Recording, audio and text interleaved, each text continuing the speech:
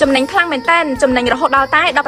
ភ្លាមៗប្រាប់ប្រូម៉ូសិននេះពីមុនមកគឺអត់ដែលធ្លាប់មានទេតែគឺមានត្រឹមតែប្រូម៉ូសិនចូលឆ្នាំនេះតែប៉ុណ្ណោះឯណាបងគ្រាន់តែបងទិញជាមួយនឹងក្រែម Ice Star 2ដៅគឺយើងមានការបញ្ចុះតម្លៃរហូតដល់តែ$18ជូនបងភ្លាមៗមកហើយចំពោះក្រែម Ice Star របស់យើងនេះគឺជាប្រភេទក្រែមសាច់ម៉ែនៅពេលដែលបងលាបទៅគឺអត់ធ្វើឲ្យបបោមាត់បងស្អិតទេជួយផ្ដល់សំណើមដល់បបោមាត់បងបានល្អបបោមាត់ទន់ smooth គីឡូមាត់ស្អាតស្អិតអត់កអត់ប្រតាមួយវិញទៀតបងលាបជាប្រចាំថ្ងៃក៏អត់ធ្វើឲ្យបបោមាត់បងខ្មៅដែរមានសាច់ក្រែមស្ដើងនៅពេលដែលយើងលាបទៅអត់មានអារម្មណ៍ថាធ្ងន់មាត់ទេចូលពណ៌បានយូរសំខាន់ហ្នឹងក្នុងម្ដាមបងប្រើ3ទៅ4ខែប្រើបានយូរមែនតើរបស់យើងនេះគឺមានរហូតដល់តែ5ពណ៌បងអាចធ្វើការរើសពណ៌បានទី1លេខកូដ126គឺជាពណ៌ផ្កាឈូកបែកសាច់ពណ៌មួយហ្នឹងលាបទៅឃើញមុខយើងសុភាពមែនតើលេខកូដ125នេះ warm orange ពណ៌នេះគឺជាពណ៌ដែលកំពុងពេញនិយមមកសម្រាប់លេខកូដ124 Milo Coffee នេះវិញជាពណ៌មួយដែលលក់ដាច់ខ្លាំងមែនតើដោយសារតែពណ៌ហ្នឹងអត់រើសសបល់លេបងសបល់បែបណាក៏ប្រើបានដែរចូលមកដល់លេខកូដ12 watermelon ពណ៌នេះគឺស្អាតមែនតើលាបទៅគឺធ្វើឲ្យមុខរបស់យើងក្មេងជាងវ័យមកហើយបើនិយាយអំពីពណ៌លេខកូដ123 berry នេះវិញក៏ស្អាតខ្លាំងដែរបង